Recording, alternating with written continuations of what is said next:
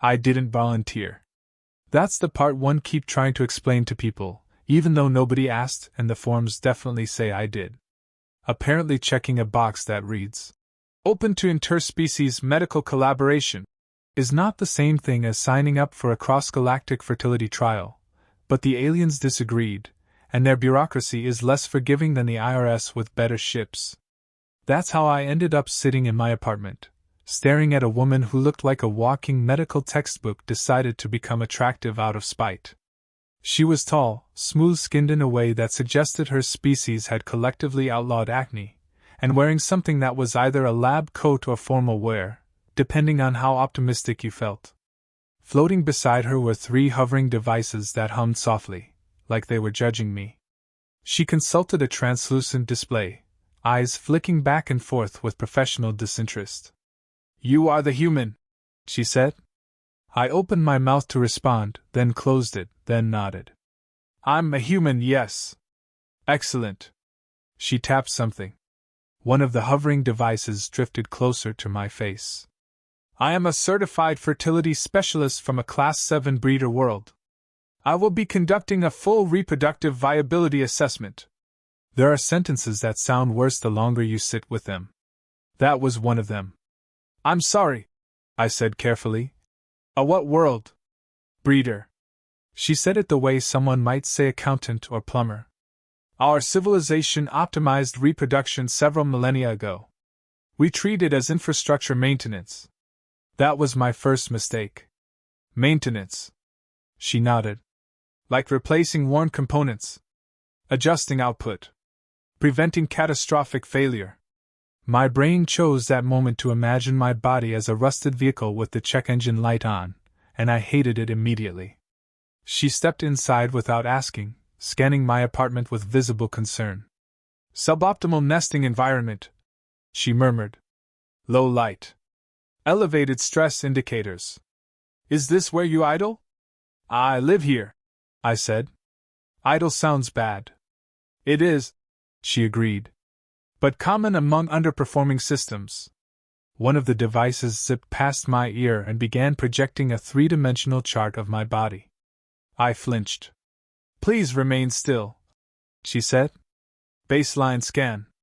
"Does that thing need to be that close?" "Yes. Human tissue density is charmingly inconsistent." "Charming."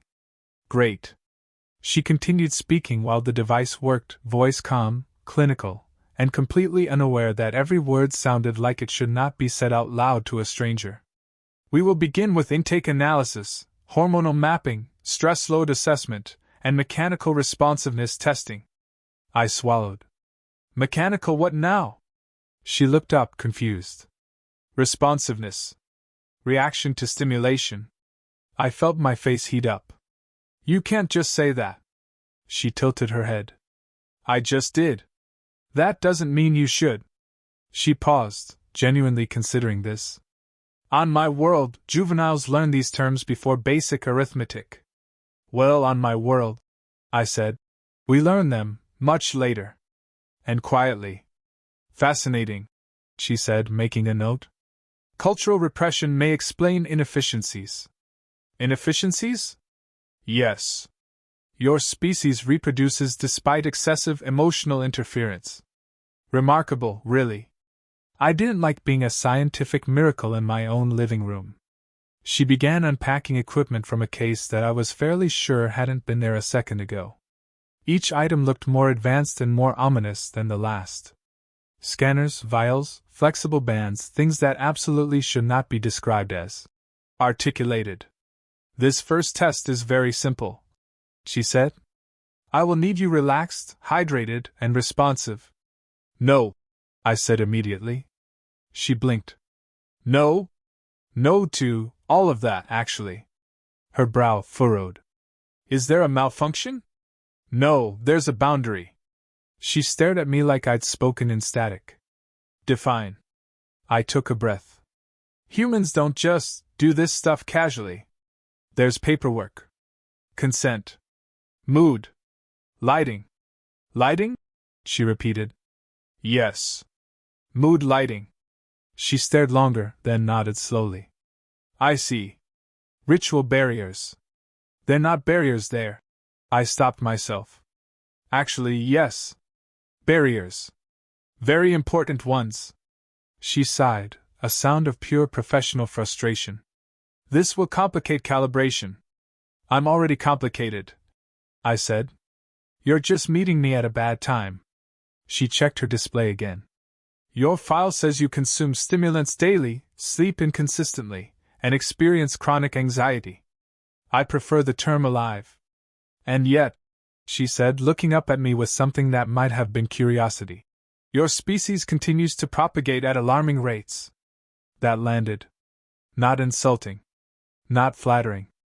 Just honest. One more thing, she added. During testing, involuntary reactions are expected. You must not apologize. I laughed nervously.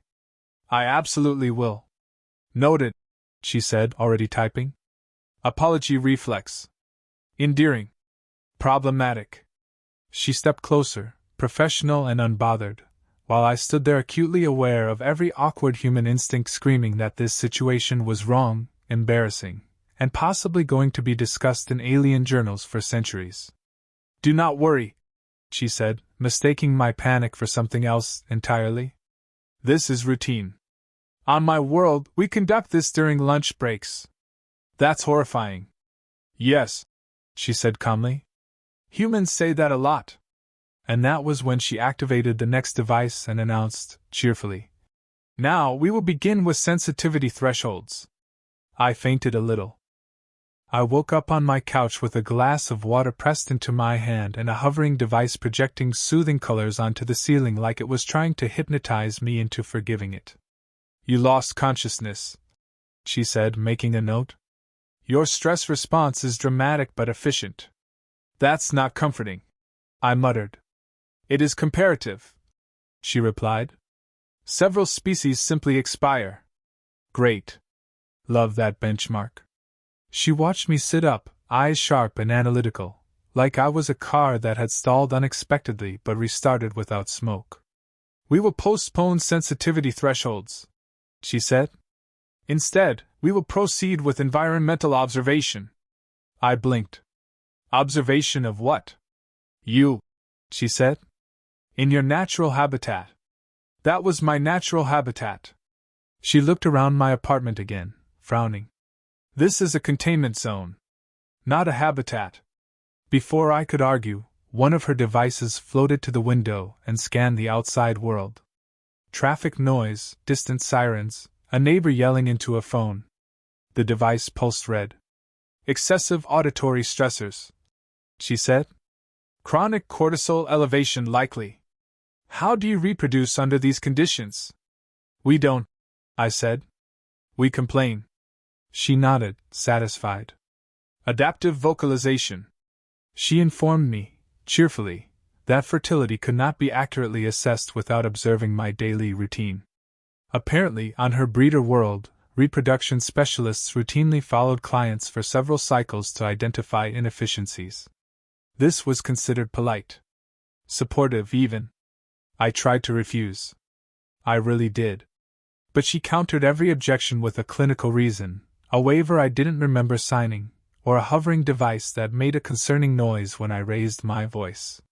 So that's how I ended up brushing my teeth the next morning while an alien specialist stood in my bathroom, arms crossed, watching with intense focus. You grind your teeth, she said. Everyone does.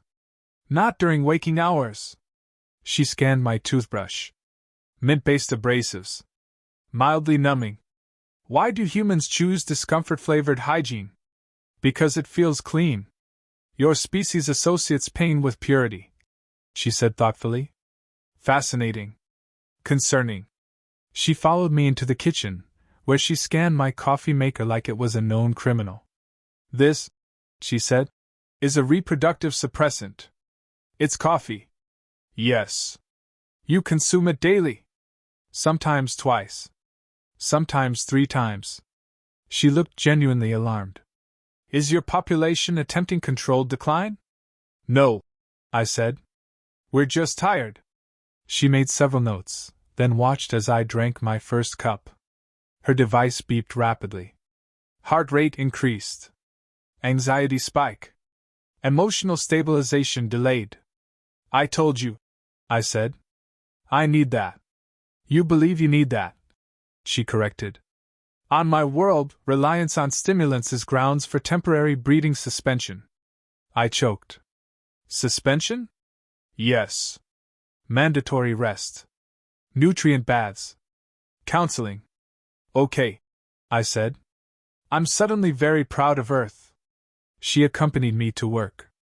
I don't remember agreeing to that, but at some point she was just there, standing beside my desk, scanning my coworkers as they pretended not to stare. This is your labor site, she said. It's an office. She watched my boss walk by, then leaned closer. This individual exerts dominance through passive disappointment. Yeah, I sighed. That's management. She observed me typing, answering emails, sighing too often. Your stress tolerance is impressive, she admitted. You operate under constant low-grade panic. That's just adulthood. Your species survives despite sustained psychological pressure, she said. Most would experience reproductive shutdown. We just get worse personalities, I said. At lunch, she insisted on analyzing my meal. She poked at my sandwich with a scanner. Processed carbohydrates. Sodium. Minimal micronutrient density. It's cheap. She paused. Your reproductive systems function under resource scarcity? Sometimes. And emotional scarcity? I hesitated. Often. She looked at me then, not as a specimen, but as something puzzling. On my world, we eliminate those variables early. Well, I said, on our world we just kind of power through. She followed me home, commenting on chairs, ergonomic crimes, traffic, aggressive mating displays, and advertising, psychological warfare. By the time we reached my apartment, I was exhausted. She, meanwhile, looked energized. Conclusion, she said, reviewing her data. Earth is hostile. Your environment is chaotic. Your habits are counterproductive. Thanks, I said. That really boosts morale. And yet, she continued, you remain viable. I frowned. That sounds like a low bar. It is, she agreed. And you exceed it. She hesitated, fingers hovering over her display. Your species should not function this well. Well, I said, sinking onto the couch. We don't have a choice. She looked at me for a long moment. Then she nodded slowly. Humans, she said, are inefficient. Tell me something I don't know. But, she added, almost reluctantly, you endure. For the first time since she'd arrived, she didn't immediately return to her notes. She just stood there, studying me, not as a broken machine, but as something stubbornly operational. And for reasons I couldn't quite explain, that felt like a win. By now, I was beginning to realize that this wasn't just about scans, charts, or hovering devices with judging lights.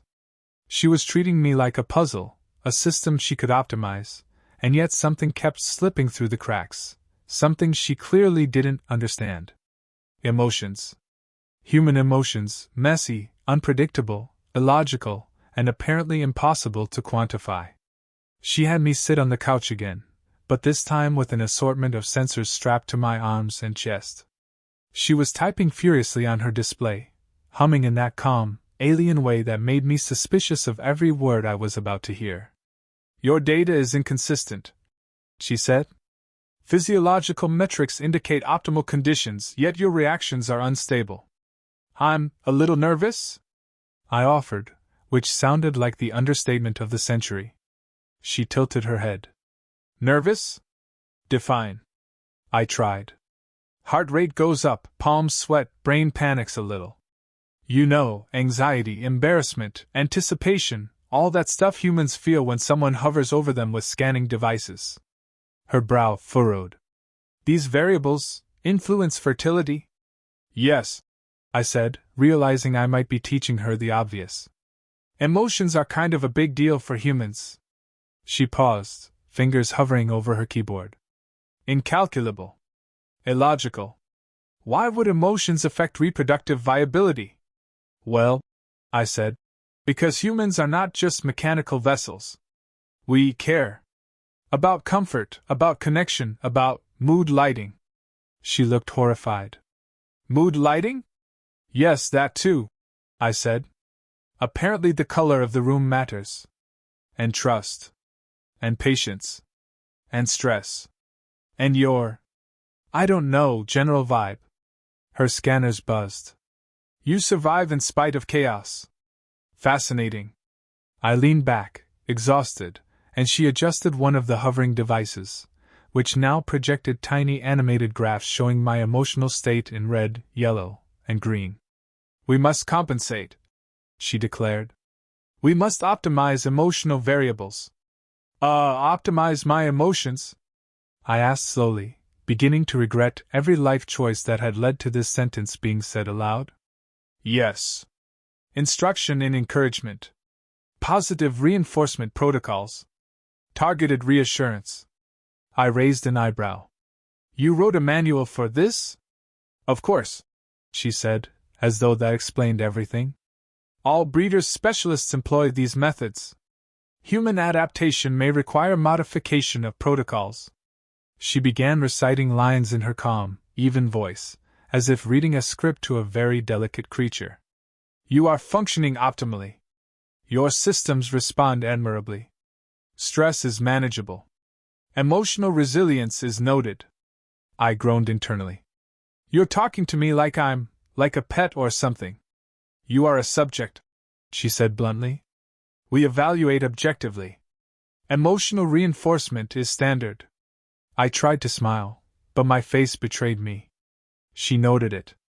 Microexpressions indicate self-consciousness. Adjustment required.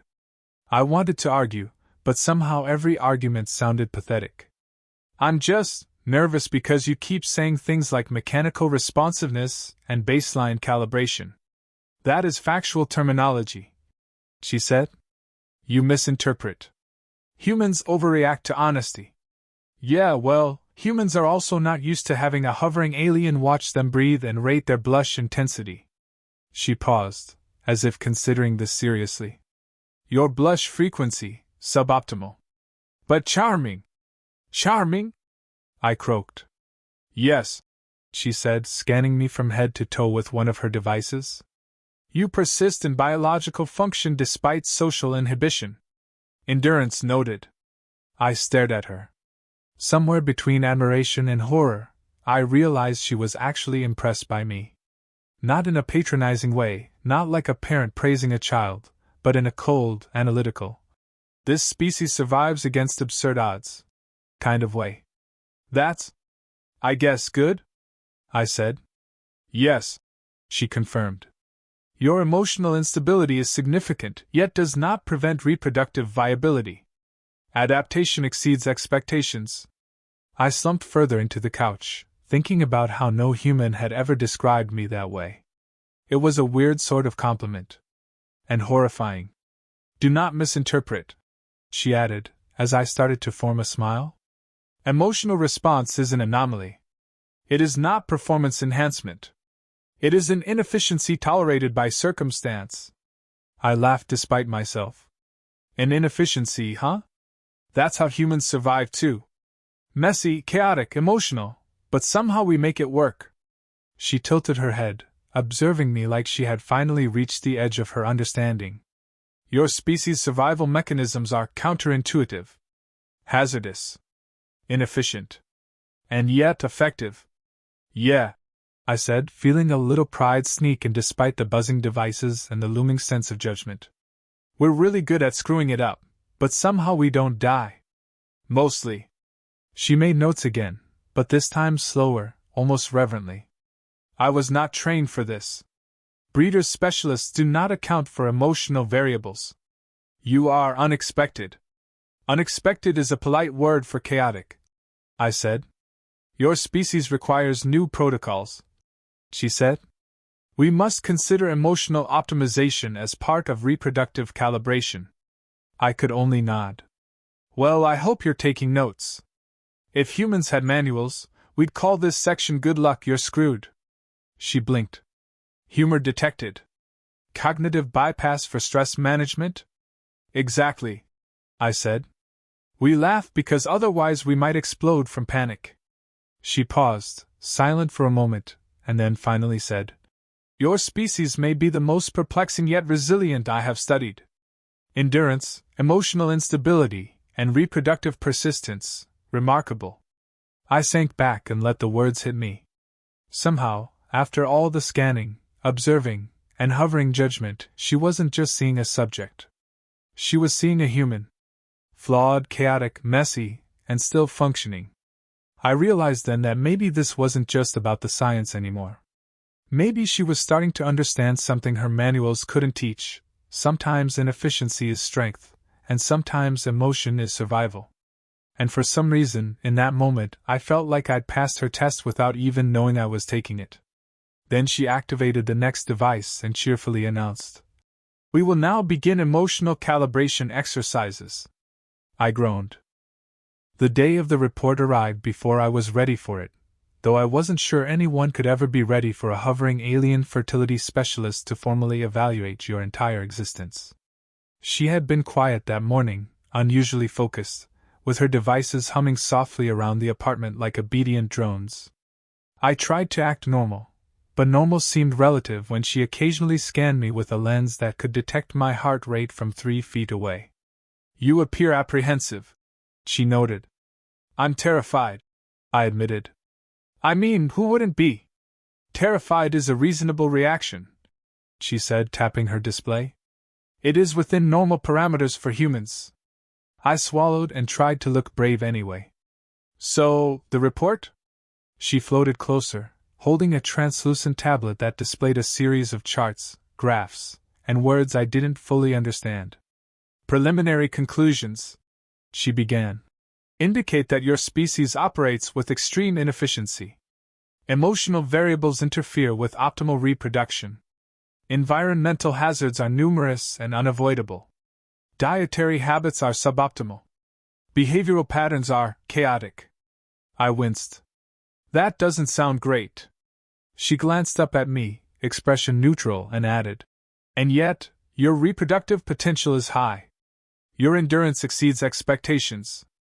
You survive under conditions that would disable most species. I blinked. So that's good? Yes, she said firmly. Humans adapt. You persist. You compensate. You endure. This species is remarkable in its resilience despite significant systemic inefficiency. Somehow, hearing that made me feel proud and completely absurd at the same time. I thought about all the mornings she had followed me, observing my coffee consumption, my treadmill failures, my slightly panicked interactions with coworkers. I thought about how she had poked at my sandwiches, scanned my teeth, and commented on my stress-induced fidgeting.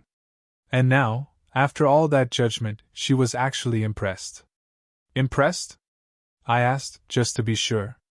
Impressed, she confirmed. I expected humans to fail under observational conditions. I expected stress, anxiety, and low efficiency to be limiting factors. Instead, you continue to function. You adapt. You endure. Inefficiency is tolerated, and still, success is achieved. I let out a slow breath, realizing I'd never been complimented like that in my life. And maybe that was part of the adult human experience. Never being told you're remarkable except by an alien who treats reproduction like engine maintenance. She floated around, tapping at her tablet and making several notes. Your species exhibits emotional and behavioral unpredictability that is difficult to quantify. Yet, paradoxically, these traits contribute to survival and reproductive success. Humans should not be corrected. You are functional because of these qualities, not despite them. I raised an eyebrow. You just called all my nervousness and panic useful? Yes, she said simply. Inefficiency in your species is strength. Emotional unpredictability is advantage.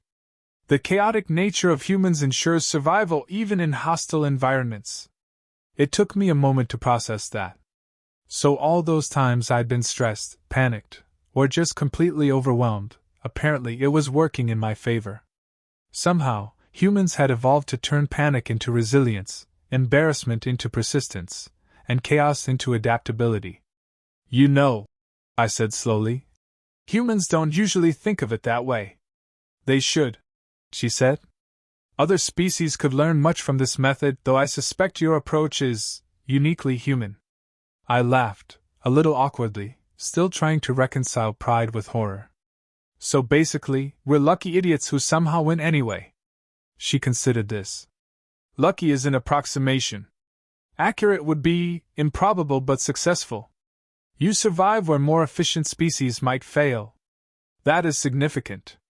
I flopped back onto the couch, realizing I was both exhausted and strangely elated. I can't believe I'm hearing this from you, I said. All your charts, scanners, and notes, and you're basically telling me humans are awesome? Not awesome, she corrected. Functional. Resilient. Adaptive. Remarkable under pressure. Exceptional in chaos. That is sufficient praise. I grinned because that counted. Somehow, despite all the panic, all the embarrassment, all the hovering devices that judged me without mercy, I had passed. And in passing, I had discovered something unexpected, not just that humans are resilient, but that our messy, emotional, unpredictable ways were exactly what made us so effective. She tapped her tablet one last time and looked at me. Conclusion: your species should not be altered. You function optimally because of your inefficiencies, not in spite of them.